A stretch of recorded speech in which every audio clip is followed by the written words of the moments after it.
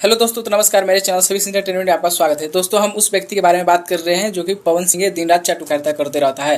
दोस्तों, राजन सिंह मुकुट है उसका नाम। दोस्तों, राजन सिंह मुकुट कुछ दिन पहले एक वीडियो लाया था विकास राज के ऊपर, जो कि एक्सपोज मीडिया वाला विकास राज के ऊपर। दोस्तों, विकास राज का चैनल पर स्ट्राइक आया था, तो चैनल उसका उड़ गया था, मतलब चैनल डिलीट हो गया है। तो ये विकास राज पे बहुत हंस रहा था राजन सिंह मुकुट कि अब क्या करेगा मेरा गंजेड़ी भाई, ऐसे वैसे बहुत ही ज़्यादा मतलब उसका बुराइयाँ कर रहा था ये राजन सिंह मुकुट। उसी के माध्यम से कुछ उसी के भाषा में जवाब दिए हैं हमारे विकास राज, जो कि विकास भैया हैं एक्सपोज मीडिया वाले। विकास भैया भी राजन सिंह मुकुट को उसी अंदाज में कुछ बोले हैं। दोस्तों, राजन सिंह मुकुट और मगहिया जवान और समर सिंह, मगहिया जवान समर गौतम, दोनों को विकास भैया ने दोनों को रेल दिया है। दोस्तों, आप लोग पहले उस विकास भैया के एक वीडियो क्लिप आप लोग देखिए।